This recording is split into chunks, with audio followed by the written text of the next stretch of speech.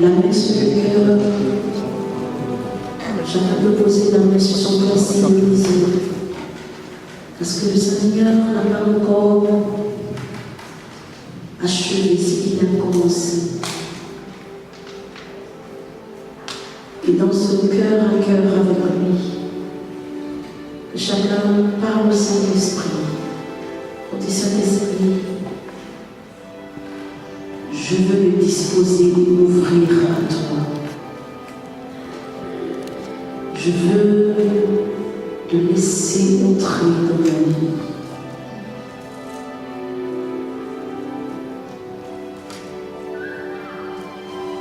Merci Seigneur. Merci pour ta bonté et merci pour ta grâce. Gloire à toi Seigneur. Amen. Amen. Je vois des personnes transformées au milieu de nous. Les visages ne sont plus les mêmes. Amen. Alors ceux qui ont la parole de Dieu vont ouvrir leur Bible. Nous passons à un autre moment qui est le temps de la parole. Pendant que la parole sera donnée, demandons au Saint-Esprit qu'il vienne nous rejoindre dans cette parole. Et cette parole nous sera partagée par le fondateur de la communauté Mère Divine Amour, notre communauté qui se trouve ici dans le Var, le frère Jean-Emmanuel Clément Akobé. Nous l'appelons frère parce que c'est notre frère dans le Seigneur, mais c'est aussi notre papa à nous, membre de la communauté, et pour ceux qui l'ont adopté ainsi. Et aujourd'hui, comme l'année dernière, il est venu avec son épouse.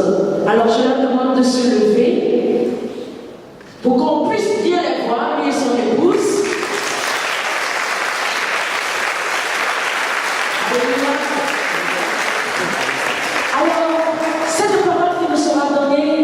Par le frère Jean-Emmanuel Clément Akobé. Elle est aussi soutenue par le frère Henri qui les accompagne, qui est arrivé aussi de Côte d'Ivoire depuis 10 jours. Ils sont dans le sud de la France, Toulouse, ensuite dans le Vaucluse et aujourd'hui ici à Fréjus. Alors que le Seigneur vienne nous disposer pour vivre ce moment de grâce. Nous allons accueillir le frère Jean-Emmanuel Akobé qui va nous parler de ayant convoqué les 12 qui leur donnent la puissance et pouvoir sur tous les démons et sur les maladies pour les guérir.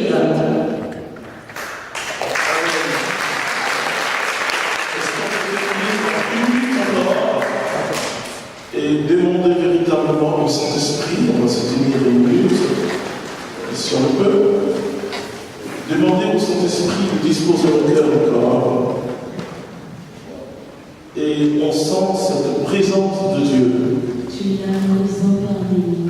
Et je sais que nous allons vivre un moment très très édifiant.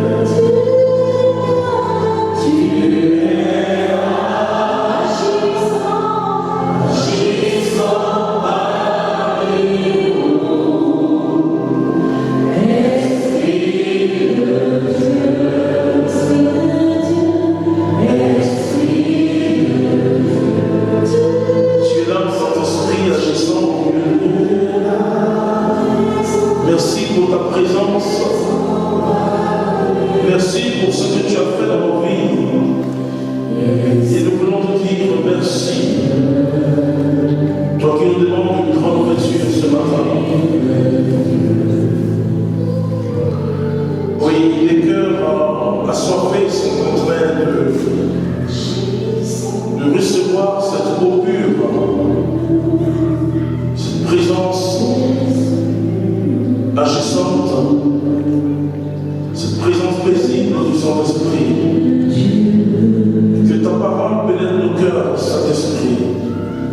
que cette parole de Dieu ordonne notre existence et l'oriente vers Dieu pour toujours. Nous pouvons acclamer Dieu ce soir. Alléluia. Je suis très heureux d'être au milieu de vous en ce jour. Et je vous salue, je vous dis shalom au nom du Seigneur Jésus-Christ. Vous savez, Jésus a convoqué les 12. La Bible dit qu'il leur donne pouvoir, puissance et pouvoir sur les démons et pour guérir les malades, toutes sortes de maladies. Et je peux vous dire que notre monde traverse peut-être une des plus grandes épidémies de l'histoire, l'athéisme. Et je me rends de plus en plus compte que l'athéisme tend à devenir je le dirais, la première religion de nos États modernes. Mais c'est pour vous dire que quand les disciples de Jésus devaient annoncer cet homme qui avait été crucifié, c'était pas facile pour eux, annoncer celui qui a été crucifié. Ils l'ont vu mourir sur le bois de la croix. Et certains l'ont vu ressusciter. Je dis que certains l'ont vu ressusciter. Et quel argument les disciples avaient pour dire au monde que celui qui était ressuscité est vivant aujourd'hui. Et c'est la même problématique aujourd'hui. Comment dire aux hommes que Jésus est vivant? Vous voyez, l'Église n'existe que pour proclamer que Jésus est vivant. C'est ce message de Pâques. Vous comprenez le père adaptif que j'ai connu personnellement. Et il disait quelque chose, il disait, et je fais aussi la même expérience, quand je suis entré, je pénétrais la tombe de Jésus, le Saint-Sépulcre. Et je me souviens qu'à 6 mètres, puisqu'il y a du monde, c'était vendredissant, et le rein était tellement long. Et à 6 mètres de ce lieu, je dis, mais écoute, mais il n'est pas là. Il n'est pas là. Et c'est pour vous dire que le seul endroit où Jésus n'est pas, c'est la tombe de Jérusalem. Mais David, lui aussi, a fait cette expérience en disant que quand il a lu, il n'est plus ici, cette parole de l'ange. Cette parole de l'ange est ce message révolutionnaire. Pourquoi chercher parmi les morts celui qui est vivant? Est-ce que nous ne cherchons pas dans la tristesse de ce monde, dans la solitude de ce monde, une solution? Bien sûr, les hommes cherchent une solution, d'autres la boisson, la cigarette, la drogue, la sexualité, mais on a l'impression qu'ils cherchent parmi les morts. Jésus dit, laissez les morts enterrer leurs morts, c'est-à-dire les morts spirituelles. Et aujourd'hui, comment annoncer Jésus-Christ? Comment dire aux gens de notre siècle? Écoutez, mon frère et soeur, nous sommes quand même au XXIe siècle. Et le XXIe siècle est un siècle très éclairé, plus éclairé même que le XVIIe siècle. Et parce que l'intelligence de l'homme a fait des prouesses extraordinaires. Et déjà au XXe siècle, les hommes sont allés sur la Lune. Aujourd'hui, nous avons de tout petits appareils que nous appelons les mobiles, les anglais ou les cellulaires, les portables, si vous voulez, où nous pouvons joindre quelqu'un qui est peut-être à 12 000 km, sans fil, à travers les ondes simplement. Et donc, l'homme atteint une intelligence formidable. Mais malheureusement, les hommes ne savent pas que cette intelligence vient de Dieu. Vous voyez, quand vous lisez le livre de Daniel au chapitre 12, il est dit que la connaissance va grandir. Mais en même temps que la connaissance scientifique a grandi, la connaissance religieuse s'est affaiblie. Oh, je ne parle pas de la connaissance religieuse théologique, comme je suis théologien. Je ne parle pas des connaissances sur Dieu. mais je parle de la connaissance de Dieu. Alors comment annoncer Jésus-Christ aujourd'hui? Qu'est-ce que Jésus a fait? Il leur a donné puissance et pouvoir. Pourquoi? Pour chasser les démons et guérir les malades. Vous savez, c'est vrai que vous pouvez avoir des gens qui peuvent croire simplement. Il n'y a pas de problème. Vous vous mettez dans la rue et vous criez, je suis Dieu, il y aura au moins une personne qui viendra vous dire. Au moins une personne. Et vous pouvez dire tout ce que vous voulez. Vous pouvez dire, écoute, je suis capable de changer tout dans ta vie, de te donner mariage, de te donner mari, de te donner une voiture, tout ce que vous voulez. Il aura toujours quelqu'un. Mais quand même, nous sommes dans un monde où les autres sont assez intelligents. Et comment annoncer que Jésus-Christ est le Seigneur au milieu aussi de plusieurs religions, plusieurs façons de voir et plusieurs sectes historiques? Comment dire? Parce que toutes ces sociétés secrètes veulent dire aux hommes, je veux vous conduire dans une vérité. Voilà. Vous savez, les hommes cherchent des vérités. Qu'est-ce que Jésus va dire en Jean chapitre 14, verset 6? Il dit, je suis la vérité. Vous voyez, Jésus, c'est la vérité. Mais comment dire aux hommes d'aujourd'hui? Et si vous êtes là ce matin, c'est parce que vous espérez en Dieu. C'est parce que vous croyez que Jésus est vivant. Et pour ceux qui ne croient pas encore qu'ils sont là, mon arrivée est bienvenue. Et je sais qu'à la fin de cette journée, tu vas commencer à annoncer que Jésus est vivant. Parce que ce que tes yeux vont voir, ce que tes mains vont toucher, et c'est ce que j'en dis, ce que nous avons vu et touché. Ça veut dire que c'est quelque chose de vivant. Et la foi chrétienne n'est pas une foi abstraite, non. C'est quelque chose de vivant, mais comment aider les hommes à toucher Jésus? Vous voyez, dans la première épître de Jean, chapitre 1, il dit ce que nous avons vu, ce que nous avons entendu, ce que nos mains ont touché concernant le Verbe de vie, le Verbe de Dieu. Alors, la foi chrétienne n'est pas non, je crois, oui, je crois. Mais dis, tu crois comment? Quelle est l'expérience de ta foi?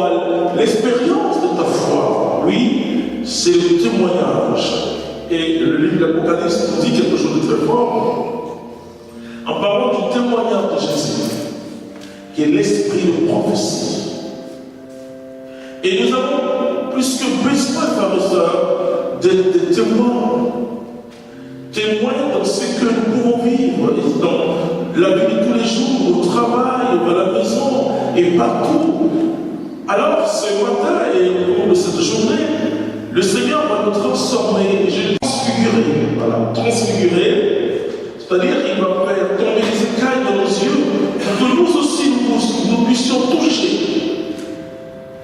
Je peux dire aux gens de la foi, oui, et comme le dit Jacques, montre-moi ta foi et moi je te montre mes yeux, voilà.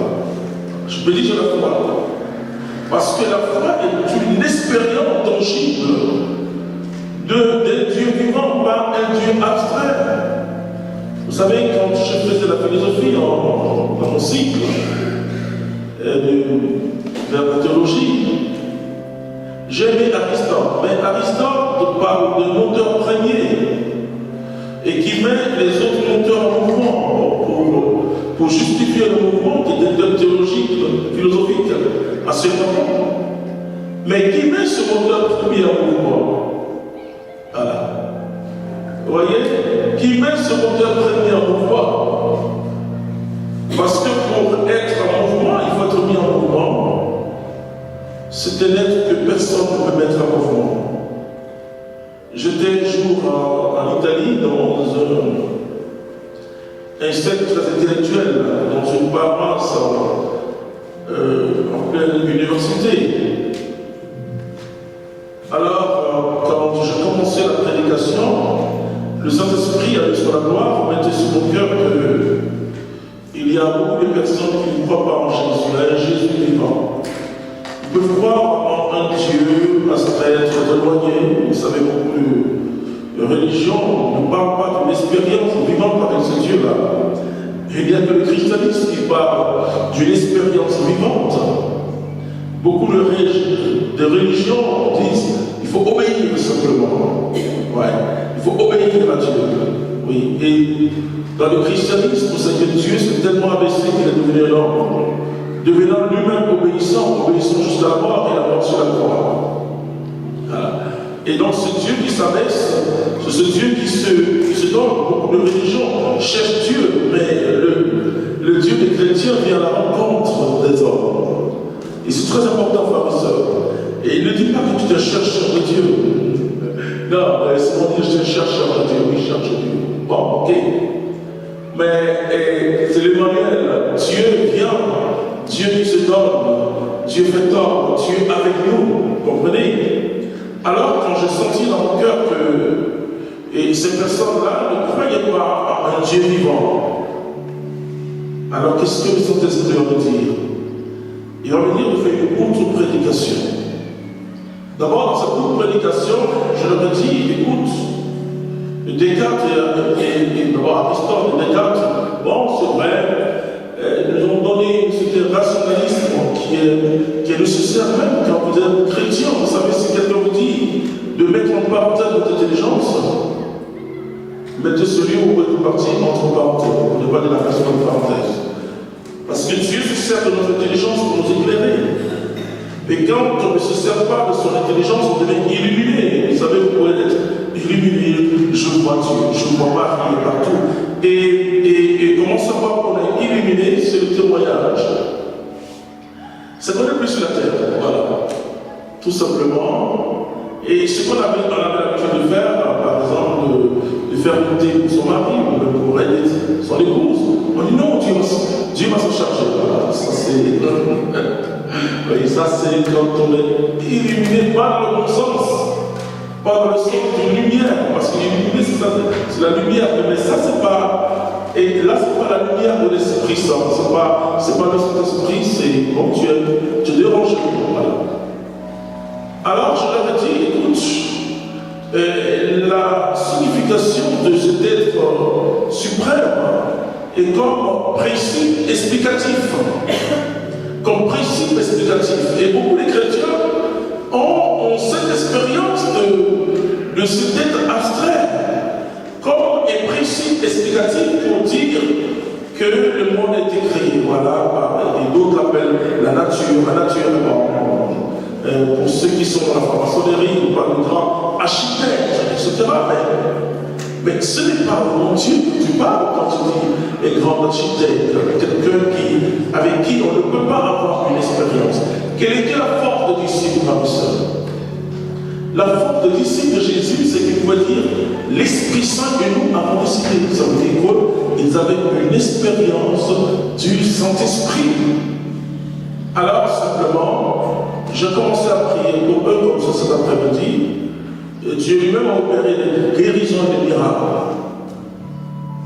Je me souviens encore d'un de mes frères qui, quand j'ai reçu Jésus-Christ, il me disait que j'ai une folie religieuse, parce qu'il ne faut pas comprendre ce qui s'est passé avant. Un jour, je suis allé prier pour lui, et voici que ce grand bonhomme commence à pleurer. Alors je lui dis, qui est Jésus? Il dit, Jésus est vivant. Alléluia. Bon, on n'a pas besoin de pleurer avant de dire que Jésus est vivant. Mais pour lui, puisqu'il défiait le Dieu. Voilà. Alors, quand ils ont vu les guérisons, il dit, mais Dieu agit, c'est qu'il est vivant. Comprenez pourquoi Jésus donne le Saint-Esprit la force à ses disciples de pouvoir annoncer sa puissance, de pouvoir dire aux hommes que Dieu existe, parce que les signes, pourquoi Dieu donne les signes? Jésus dit, si c'est pas le Saint-Esprit que les démons sont chassés, c'est que le royaume de Dieu est au milieu de vous. Ce sont des signes de miséricorde, frères et sœurs. Des signes de miséricorde, de son amour. Ce ne sont pas des démonstrations de puissance. Dieu est puissant, comme le dit l'apôtre Paul aux Romains. Il dit, en regardant simplement tout ce qui tout ce qui existe, les arbres, la mer. Vous voyez, vous êtes vraiment gâtés ici, dans le Var, vous avez la mer, etc. Vous avez aussi le soleil, comme chez nous, mais nous, on n'a plus le soleil que vous. Voilà, donc, parce que nous, on a le soleil 9 mois sur 12. Voilà. Vous avez 3 mois sur. Non, ici, quand même, un peu quand même. Voilà. Pas au nord de la France, mais ici, vous avez quand même le soleil. Alléluia. Voilà. Et donc, Jésus donne à ses disciples l'onction du Saint-Esprit. Et nous avons besoin, et ces jours, baptisons ce jour comme jour d'onction. Je vois certains qui sont encore dans la tenue du Sénat, comme on l'emploie du Covo. Parce que tout à l'heure, le Saint-Esprit va vous localiser. Quand il verra la couleur rouge, ça veut dire qu'il est très attiré. Non, mais il nous localise plus à partir de notre cœur, qui s'ouvre à sa surprise. Et ne dites jamais, vous savez, ne dites jamais, est-ce que moi Dieu peut m'utiliser pour opérer les miracles? Le premier miracle qui s'est passé dans ta vie, c'est la promesse. Regardez-nous avant, c'est qu'on était, moi j'étais franchement dit, et là, je le dirais, si on m'avait dit, il y a plus de 30 ans, qu'un jour tu seras en train d'évangéliser, je devrais aller dans la personne en disant, est-ce que tu vas bien regarder? Voilà, tout simplement parce que c'était la dernière idée.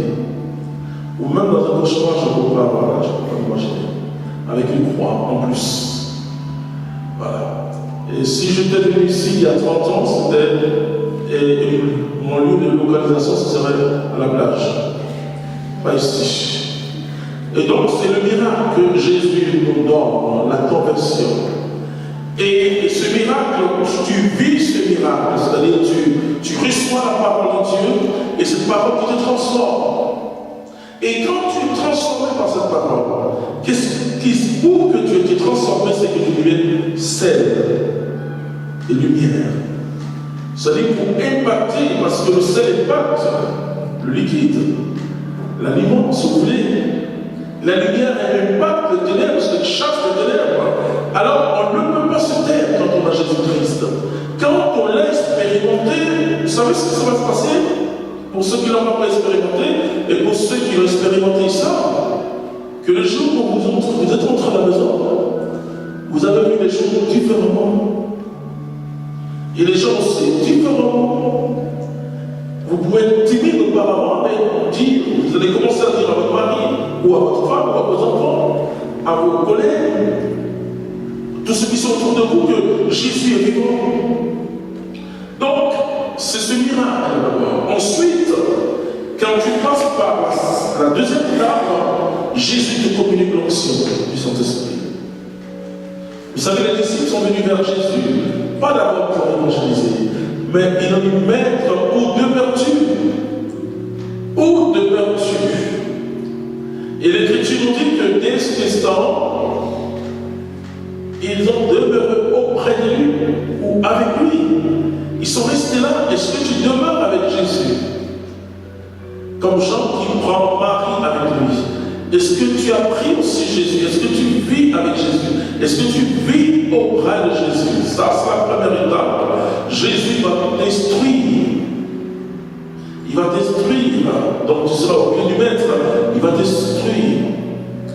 Il va te donner un amour pas possible. Et donc, il va ensuite t'envoyer en mission. Mais il ne va pas t'envoyer en mission dépourvu. Ne dis pas, mais est-ce que je peux parler comme le frère de nous? Tu as ta mission, tu as ton carnet, c'est propre. Hein? Mais nous sommes tous envoyés en mission. Dis à ton voisin, tu es envoyé toi aussi en mission. Ah oui. Ne dis pas, mais est-ce que je peux prêcher? Non. En fonction de ce que Dieu a mis sur ton cœur, tu as quelque chose à dire, tu as une parole à communiquer à tes frères, à tes sœurs. Tu as une parole à communiquer aux gens. Ne serait-ce que leur dire Jésus t'aime. Est-ce que c'est difficile ça? C'est comme un mot. Jésus t'aime. 3 mots. Jésus t'aime, s'il vous plaît. T'aime. 3 mots. on parle par jour. Essayons d'avoir une calculatrice et de voir combien de mots on prononce par jour. Mais moi, je te demande 3 mots simplement. Dis aux gens, Jésus t'aime. Un point et trait. Un point et trait. Jésus t'aime. Pas compliqué. Quelqu'un m'a dit un jour, mais comment avoir l'onction du Saint-Esprit, hein? Comment avoir l'onction du Saint-Esprit? Dis à ton voisin, tu auras l'onction du Saint-Esprit.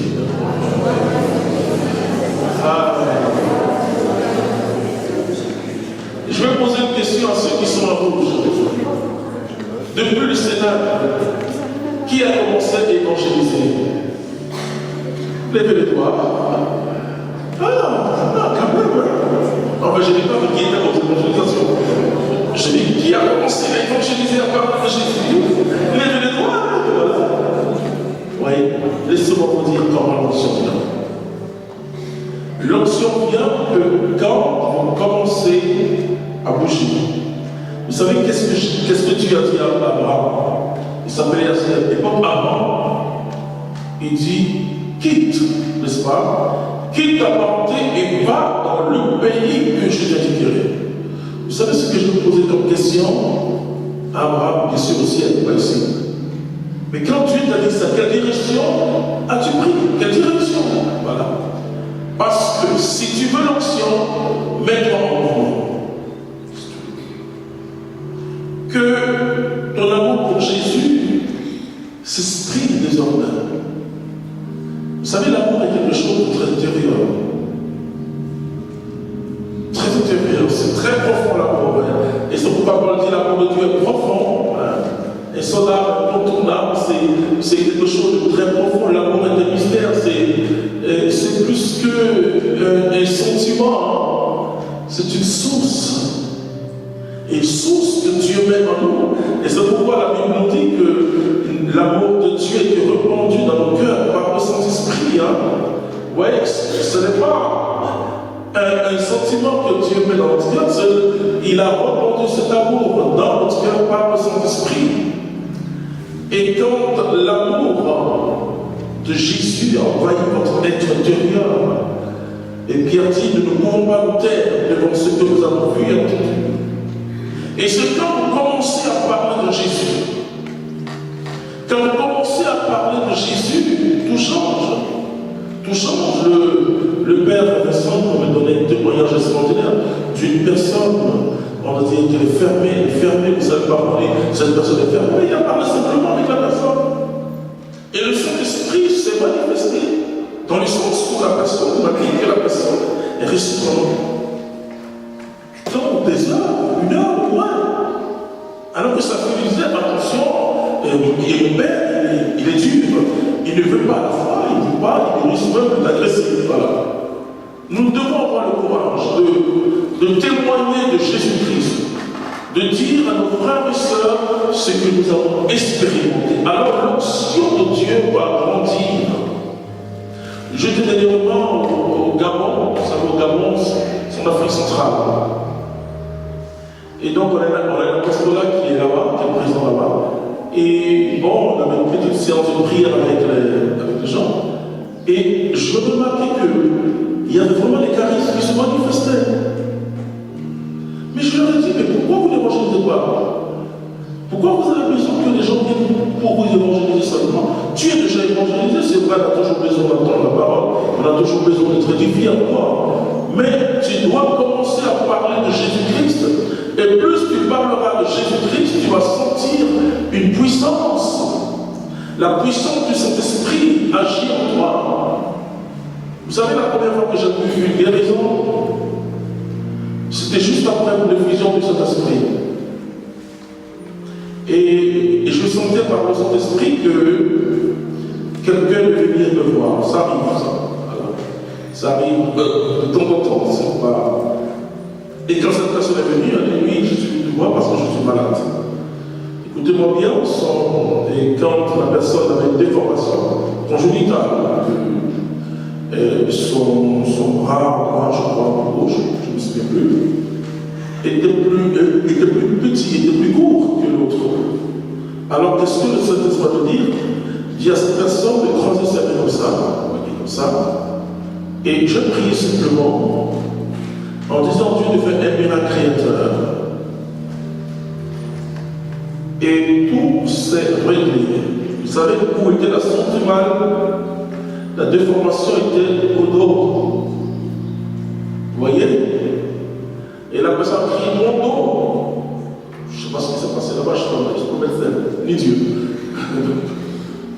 Mais la personne s'est terminée et elle avait fait une démarche correcte.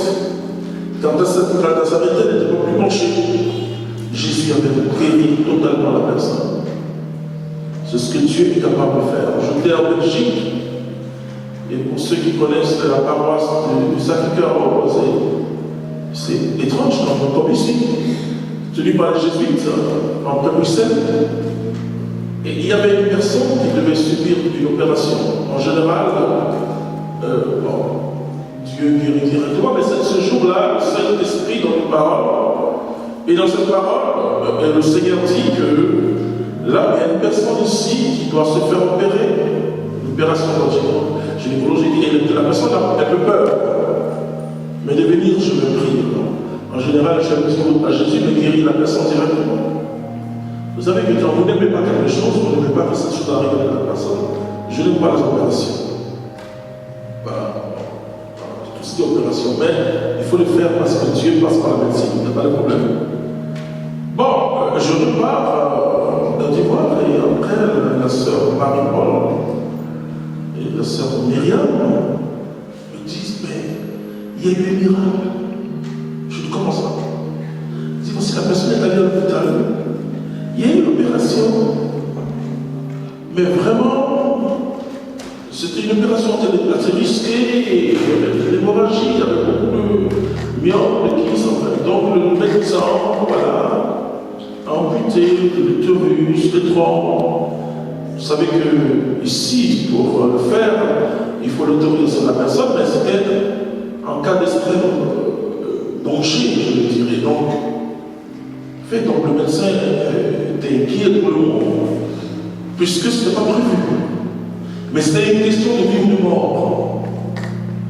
Mais qu'est-ce qui va se passer? Sous les yeux du médecin, vous voyez ce que Jésus est capable de faire? L'utérus va se recomposer. Et les trompes commencent à pousser. Ah oui, voici la sœur de problème. Et le médecin veut aller prendre son cellulaire pour filmer. Vous savez, comme je l'ai dit là, aujourd'hui la première religion en Europe, c'est l'athéisme.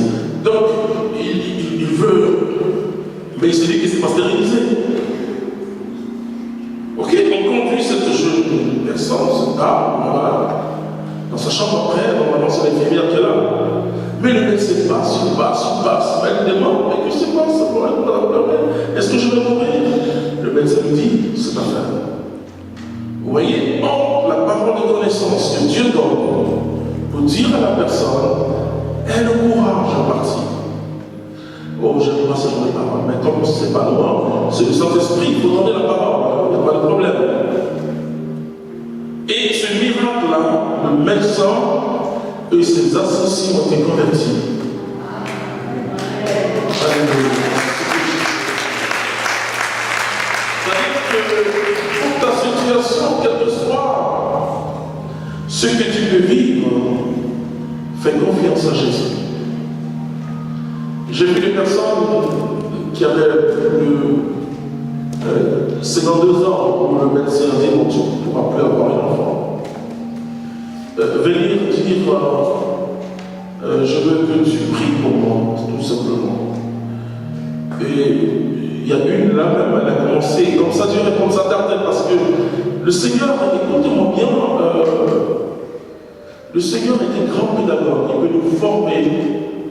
Le preuve, et là c'est la bonne spiritualité catholique. La bonne spiritualité catholique, c'est pas la croix pour la croire. Mais le Seigneur peut se servir de circonstances pour nous instruire. Je ne dis pas que le Seigneur nous donne de mauvaises circonstances, de mauvaises choses. Il peut se servir, parce que tout concours vient de ceux qui aiment Dieu. Tous ceux qui sont appelés sur le Seigneur. Et donc, elle, bon, c'était pas une personne qui croyait tellement, mais comme on a fait l'école ensemble, voilà, elle était une grande sœur de l'école, etc. Bon, voilà, elle était amie à mes grands frères. Donc, on s'est retrouvé un jour dans un lycée à l'intérieur de la Côte d'Ivoire. Donc, elle est ma grande sœur. Et là, elle avait 52 ans. Et je priais pour elle. Elle est venue 6 mois après me dire que ton Dieu n'a rien fait.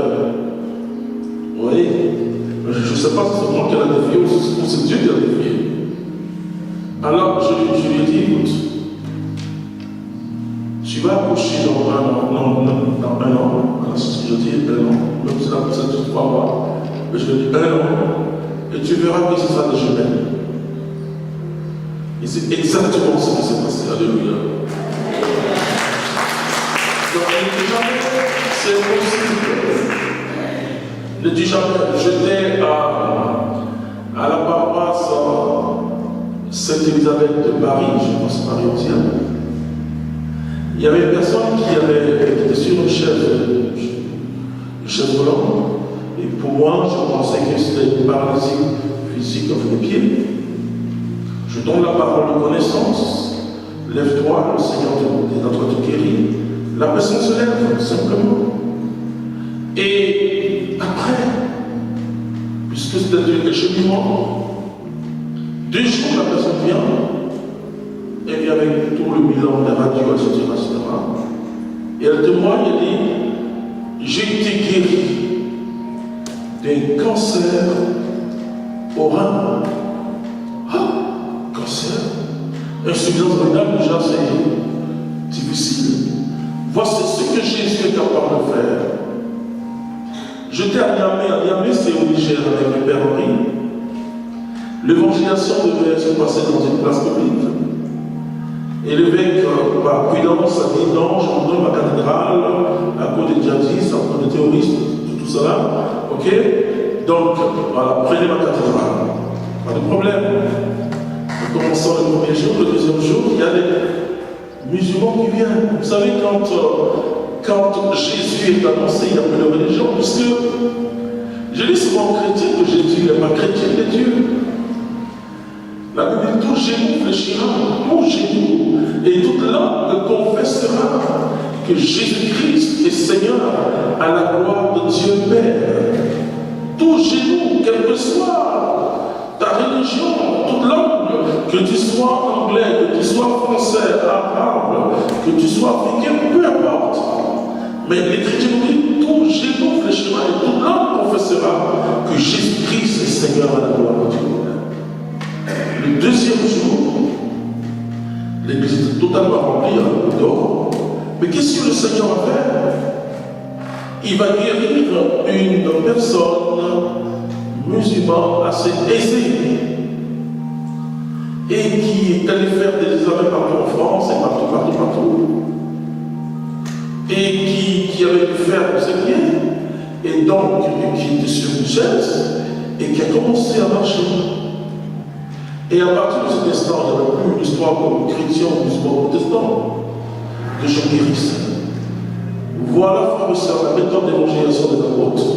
Voici ce que Jésus a utilisé pour, en l'espace de 3 années de ministère, il a bouleversé son monde en lui. Des foules suivaient Jésus. En 3 ans, frère et sœur, les disciples, en quelques années, ont touché l'Europe, ont touché l'Asie mineure et ont touché l'Afrique en quelques années. À cause de la puissance du Saint-Esprit. Alors tu as besoin d'expérimenter le Saint-Esprit. Tu as besoin de t'ouvrir. Je comprends bien maintenant ce que le Saint-Esprit disait. Et Fata, ouvre-toi. Tu dois être utilisé par Dieu. Ne dis pas que tu ne connais rien. Moi je ne connaissais rien. Laisse-moi vous dire quelque chose. Je ne t'ai même pas baptisé quand Jésus m'a touché. Ouf. Vous comprenez ce que Dieu est capable de faire? Pourquoi je cours le monde entier pour prêcher l'évangile? Dieu regarde ton cœur. Est-ce que tu veux que les hommes connaissent le bonheur que tu connais? Est-ce que tu veux que les hommes, je vois ici parmi vous des personnes qui vraiment sont engagées à fond, mais c'est parce que ces personnes expérimentent son amour. Vous savez que quand vous avez Jésus, la solitude n'existe plus. Vous avez une famille, vous avez des frères et sœurs. Vous voyez? Et on dit souvent, en parlant de la société occidentale, c'est la solitude. Oui, mais c'est la solitude est venue après. Mais ce peuple-là a connu des temps extraordinaires. La solitude est venue parce que l'égoïsme, le matérialisme est entré, alors chacun pour soi. Voilà, et c'est tout. Mais quand vous rencontrez Jésus-Christ, vous savez, j'ai prêché au Luxembourg. Mais Dieu, qu'est-ce qu'il m'a dit? Puisque, franchement, au Luxembourg, comme on dit, vous savez, c'est cette fraîcheur germanique, un peu, tout le monde est vraiment blanc, beaucoup d'être bronzé, à cause du soleil, un peu quand même, voilà. Mais tout le monde est blanc, et puis il n'y avait pas de personne de couleur de vie dans le jeu. Et c'était la première fois qu'ils voyaient les Noirs prêcher. Au cours de la Pentecôte, il y avait 7 États qui venaient, 7 pays qui venaient dans le cadre vraiment de la Pentecôte qu'on appelle la fête de la joie. Alors, qu'est-ce que le Saint-Esprit va me dire? Dieu a un seul peuple, vous voyez? Qu'il soit noir, qu'il soit rouge, qu'il soit jaune, qu'il soit justement. Dieu a un seul peuple, c'est ce que le Saint-Esprit est capable de faire. De casser toutes les barrières possibles. Vous savez, et je finis par là, la prophétie d'Ésaïe, c'est quoi? C'est que le loup et l'agneau vont cohabiter. L'enfant va jouer avec la vipère, c'est dangereux. Vous voyez les contraires qui s'accordent. Voici ce que Jésus est capable de faire. Il est capable de donner un contenu à ta vie. Il est capable de donner une force nouvelle à ta vie. Il est capable de donner une espérance nouvelle à ta vie. Tu ne seras plus seul, même si tu vis seul. Parce que Jésus sera avec toi. Tu vas chaque jour sentir dans ton cœur. Vous savez l'amour de Jésus quand il vous a séduit. Quand vous prononcez son nom, je me souviens quand je l'ai rencontré jusqu'aujourd'hui, quand je dis Jésus, je serai là. Parce que je sentais un amour que je n'avais jamais senti. Non, voilà. J'étais étudiant quand je l'ai rencontré. Et je n'ai jamais senti cet amour-là dans les boîtes de nuit où il y avait les nanas qui m'ont dit jamais. C'est un amour qui est trop fort. Quand tu l'as rencontré, il y a un sens, ta vie prend un autre nom. Et ce matin, nous allons obtenir de beaucoup de gens. Voilà. Tout à l'heure, au bout de la messe, chacun doit s'offrir au maximum. Mais je vais, et si vraiment tu veux recevoir Jésus-Christ comme ton sauveur et ton Seigneur, cet après-midi, nous allons beaucoup prier pour les cas. Si vous avez des frères et sœurs qui souffrent, qui sont malades, ou des frères et sœurs qui vivent des oppressions, puisque le thème nous y invite, nous allons prier pour eux. Mais ce qui est important maintenant, c'est recevoir Jésus-Christ comme son sauveur et son Seigneur. Cette expérience-là, quand vous la faites, vous savez quand est-ce qu'elle a commencé. Vous voyez, c'est très tangible, c'est palpable, c'est comme le dit Jean, ce que nous avons vu, ce que nous avons touché. Alors, si tu veux, tu vas mettre simplement ta main sur ton cœur. Et nous allons inviter Jésus ensemble. Nous allons vraiment inviter Jésus ensemble. Dieu a besoin de toi. Ne te dis pas, mais qu'est-ce que je peux apporter? Qu'est-ce que je peux apporter? Regarde. Vous pouvez vous organiser à 2 ou 3. Aller à la plage et donner de toutes petites paroles, ce qu'on appelle des paix de vie aux gens. Est-ce que vous pouvez tirer pour ça? Vous tirez simplement. Il y a des formes inimaginables d'évangélisation. Et ce matin, en recevant Jésus-Christ dans ton cœur, ta vie sera transformée et tu vas évangéliser toi aussi. Mais tu vas répéter vraiment ces paroles. Est-ce qu'on peut prendre Est-ce que vous pensez qu'elle a mis fidèle dedans? Oh là là. Donc on va d'abord écouter ce cantique parce que moi, ce cantique me parle personnellement. Parce que j'ai rencontré un ami fidèle dedans. Il s'appelle Jésus-Christ de Nazareth.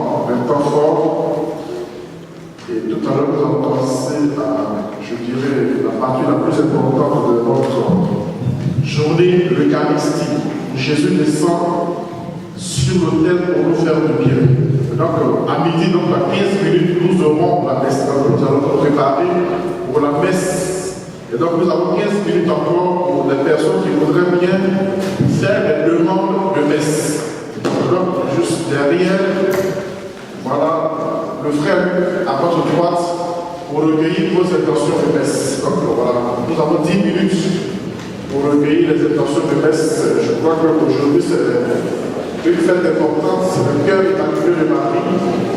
Et c'est pour nous une occasion, une opportunité de présenter tout ce que nous vivons au Seigneur par la Vierge Marie.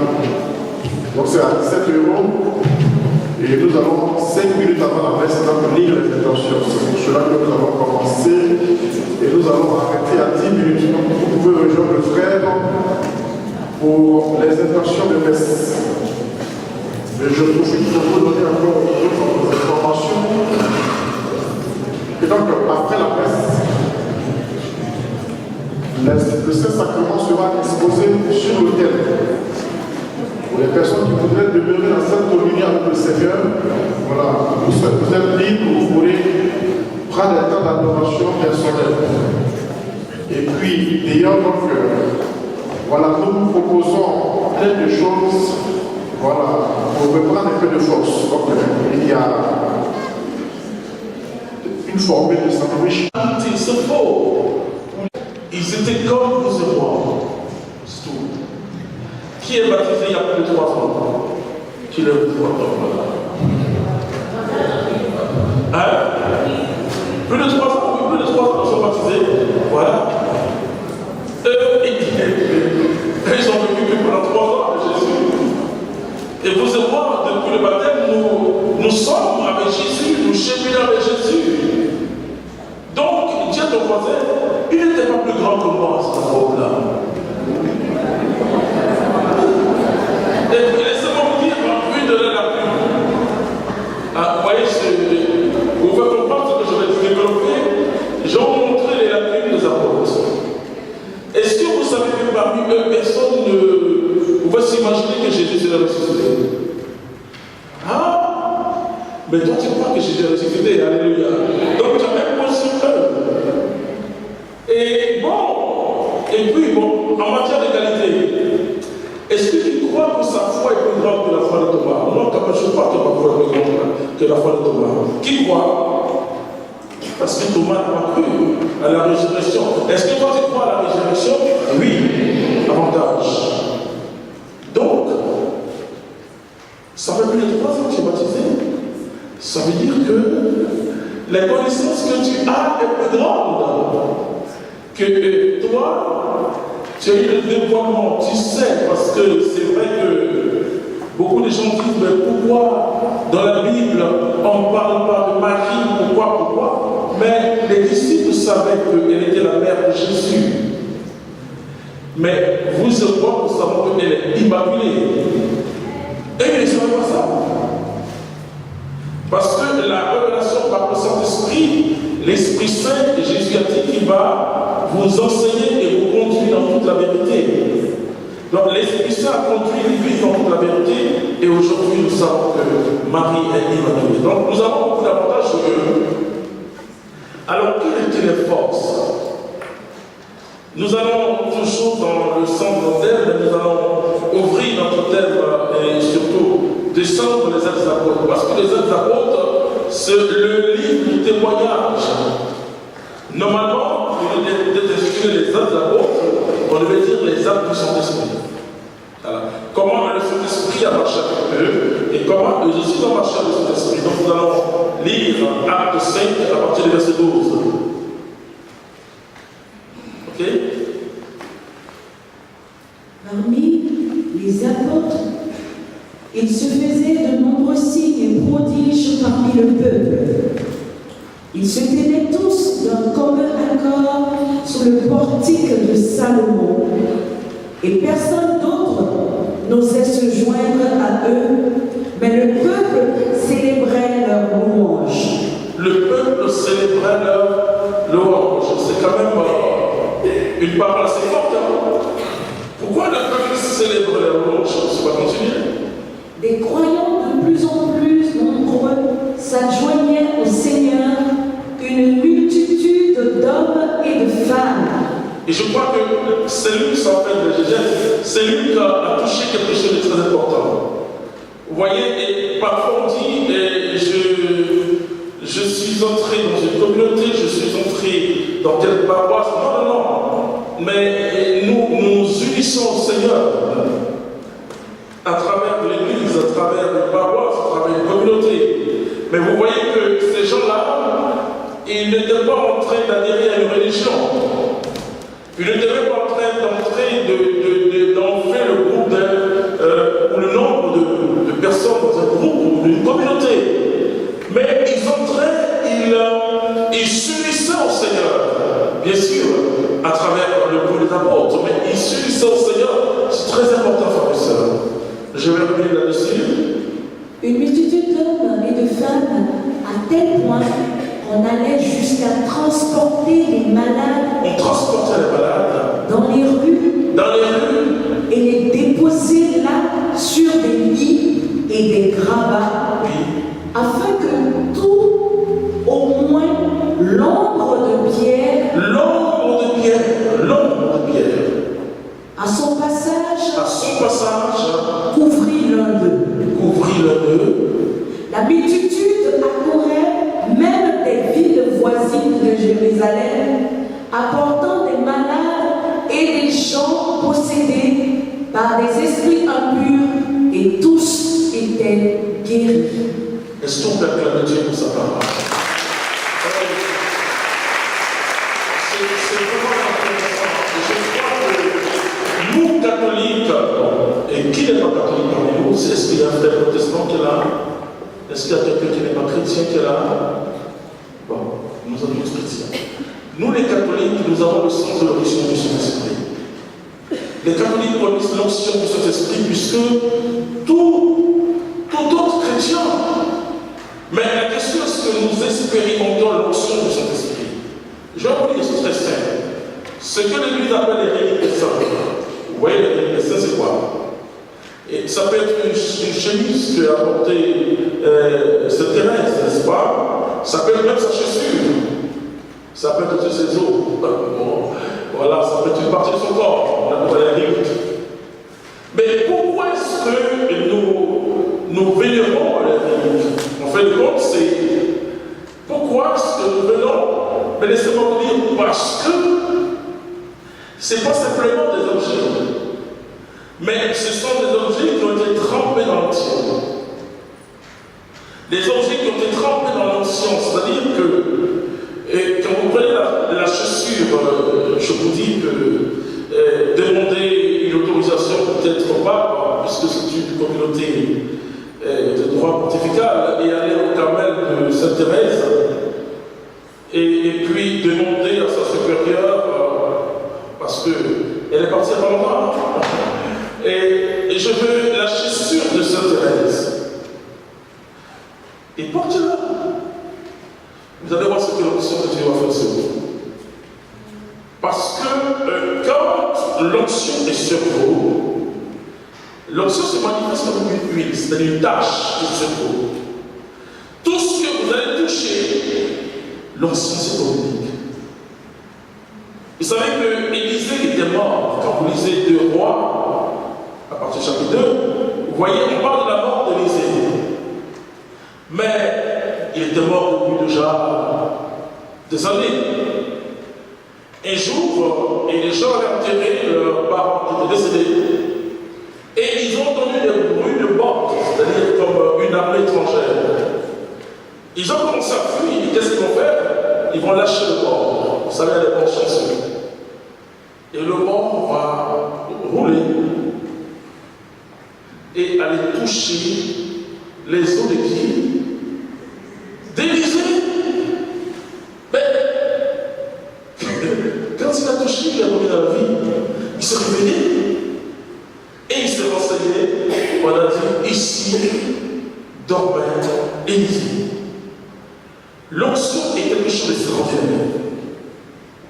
Extraordinaire. Je donne un témoignage, surtout pour donner toute la gloire au Seigneur Jésus-Christ. J'étais avec le Père Henri, qui est au provincial de nos maisons du Sahel, et je venais de prêcher sur une session sur le ministère de guérison. Il y avait tout le monde après, l'amphithéâtre rempli.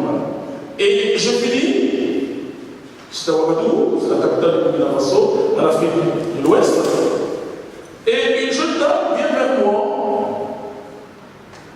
Et bon, vous savez que quand notre soeur, parfois on est fatigué, alors il y a toujours des gens qui vont nous protéger. Alors, elle dit non, non, c'est pas vrai, elle me touche.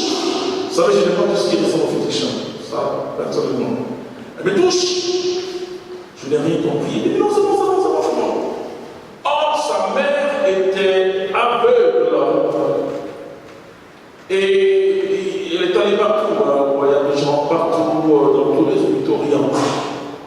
Quand elle l'a touché, elle a pris sa main. Elle est allée imposer sur les yeux de sa mère. Et moi, bien sûr, c'était passé vers 13 heures. Et j'entre parce qu'on avait une veillée. Je viens à la veillée et je vois quelqu'un prêche, un témoin plutôt. Il dit, quand j'ai touché le frère, je suis allé directement imposer les mains en l'air sur ses yeux. Et elle a commencé à voir de nouveau. Alléluia. Ça, c'est pourquoi je dis que nous, les catholiques, nous savons ce que c'est que l'onction. À travers les rites des saints. Et nous, les catholiques, nous avons vu aussi, nous voyons les saints qu'on a enterrés et leur corps est intact. Et c'est ça l'onction du Saint-Esprit. Et j'ai dit que c'est vrai que nous sommes dans un courant assez important qu'on appelle le courant charismatique. Le renouveau charismatique, nous étions à Rome l'année dernière avec le pape François pour célébrer les 50 ans du renouveau charismatique. Mais nous allons bientôt entrer dans un renouveau de la vie mystique. Et ce renouveau de la vie mystique est un renouveau très important. C'est-à-dire mystique, ça veut dire connaissance. Voilà, pas simplement c'est crédent, mais dévoilement. Parce que tout ce qui était caché est désormais dévoilé. Vous voyez, quand Jésus est ressuscité, c'est terminé. Et il a été dit d'ouvrir le livre. Vous voyez ce livre de grande révélation caché depuis tous les siècles. C'est Jésus qui a été dit d'ouvrir le livre et de nous révéler le contenu. C'est très important. Mais ce que nous allons vivre, et c'est pourquoi nous avons besoin d'une notion particulière sur notre humanité aujourd'hui. Et donc, quand l'onction du Saint-Esprit est sur toi, je ne dis pas que les choses deviennent plus faciles, mais les choses deviennent plus simples. Parce que la puissance de Dieu se manifeste. Votre parole est chargée. Votre prière, vous comprenez, même le grand prophète Daniel avait prié sans onction. Et sa prière ne pouvait pas monter. Alors Daniel a compris qu'il fallait jeûner pendant 21 jours. C'est ce qu'on appelle le jeûne de Daniel. Voilà. Et donc pendant 21 jours, il a jeûné. Qu'est-ce que la parole de Dieu nous dit? Que l'archange Michel est intervenu. Parce que quand on est dans le jeûne de la prière, il y a une activité céleste qui se produit. Alléluia. Une activité céleste, pourquoi? Parce que c'est une privation volontaire. Je me prive moi-même de nourriture et de boisson en vue de quoi? En vue du royaume, en vue d'un bien supérieur. Vous voyez, c'est la même chose que le détachement. Elle dit, quand je me détache de quelque chose de physique, de matériel, et en vue du royaume, parce qu'on peut se détacher de tout.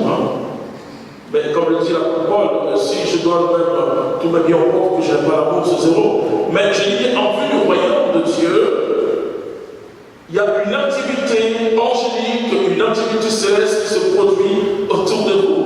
Votre parole n'est plus simplement une parole purement humaine. Vous savez que quand nous lisons la parole de Dieu, nous disons que, et c'est peut-être Paul qui écrit aux gens dans la parole de Dieu, parce que sa parole est guidée et sous le couvert du Saint-Esprit.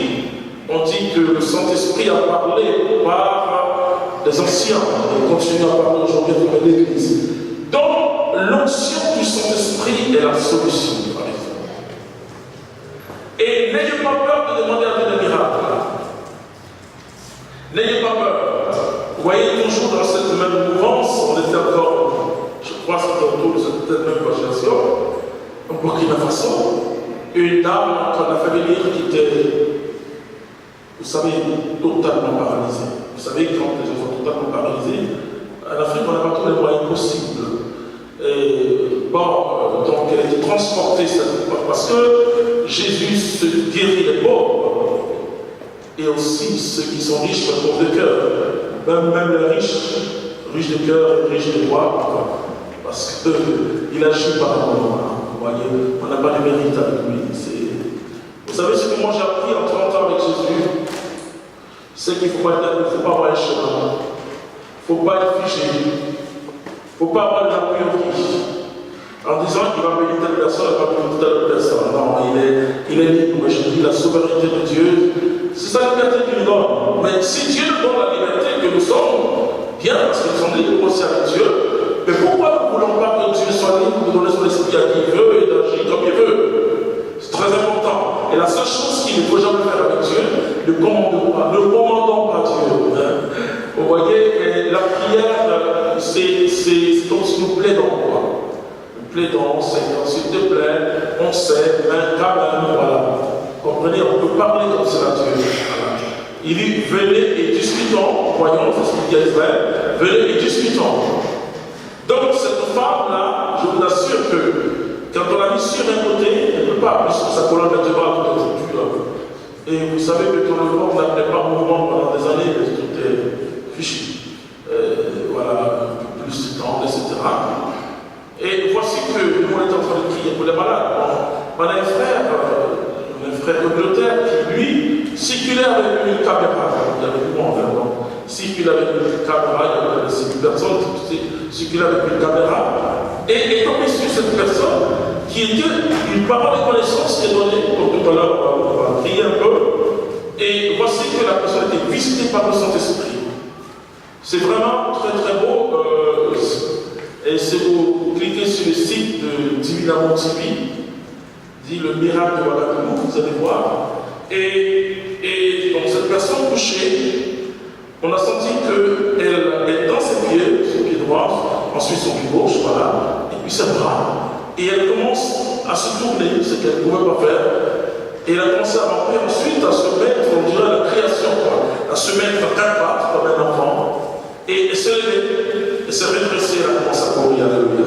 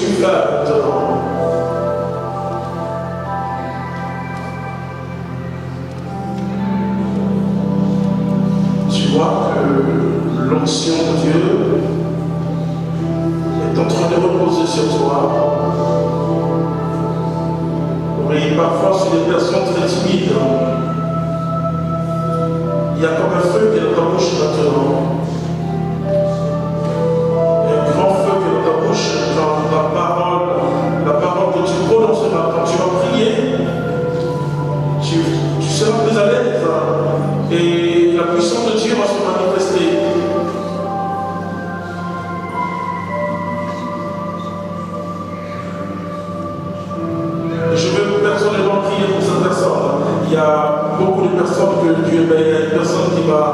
prêcher la parole. Il y a un feu qui n'a pas touché pendant que je parle de grand feu. C'est dans une multiplication du feu, vraiment du feu. Alors, je demande à cette personne de venir ici. Tu reçois cette puissance de feu de Dieu.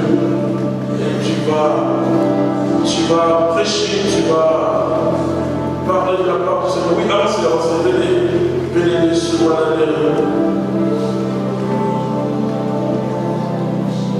la puissance de Dieu est sur vos cieux et de la roche. La gloire de Jésus-Christ. Voilà, et vous voyez, regardez ce monsieur. Je dis toujours que je demande la démonstration, mais le feu qui est sur lui va traverser tout son être. Vous avez eu quoi pour prier, monsieur, vous avez le d'abord. Voilà, vous avez bien écouté, c'est ça. D'accord. Ok, d'accord. Vous voyez, attrapez, laissez votre calme maintenant.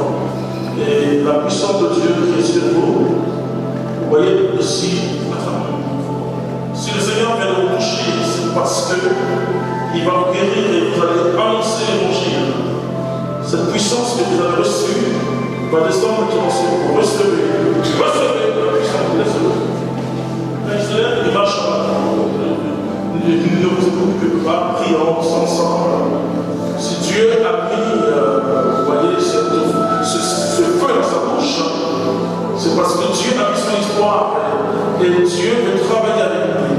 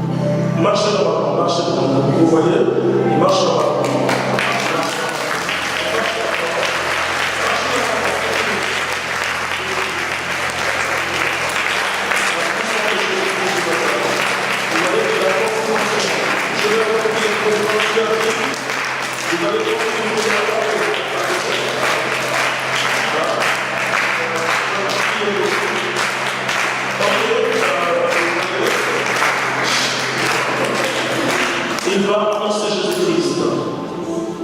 Le feu est dans sa bouche. Père, je prophétise encore sur sa vie une onction forte et que par sa prédication, il y a des guérisons physiques. Père, au nom de Jésus-Christ de Nazareth, voici l'onction. L'onction est sur vous.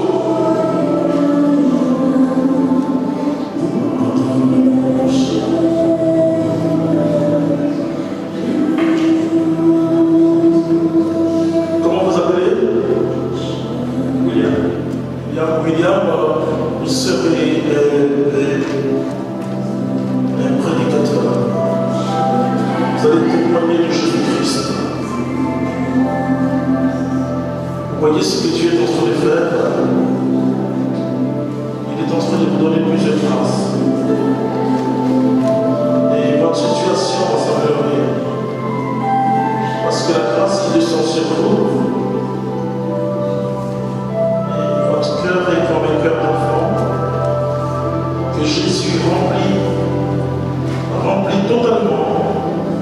Et je dis merci au Seigneur Jésus.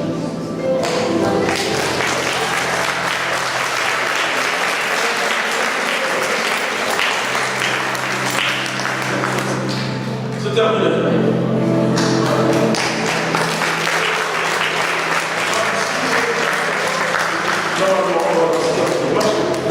Non, soulevez, marche normalement. Il est encore sous le poids de son esprit. Laissez-le marcher. Voilà. C'est une fois encore. Non, laissez-le.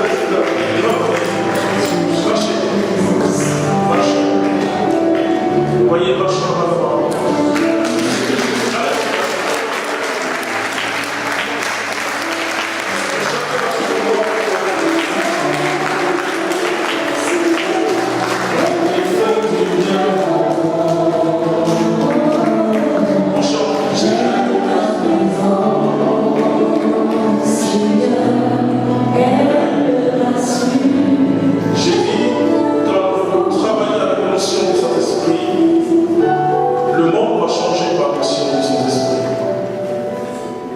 Vous levez la main, ne retirez pas de mon chant à l'Esprit Saint. Tu es présent parmi nous. Vous connaissez ce chant, ce cantique. Et quand vous allez chanter ce cantique, dites-vous que vous êtes au nom des disciples de Jésus. Et que Jésus va faire quelque chose. Je dis toujours, ce ministère de guérison, il faut savoir que c'est tout. Mais l'onction va changer les choses, guérir les situations de votre vie. Alors demande vraiment ardemment l'onction de son esprit. Tu es là.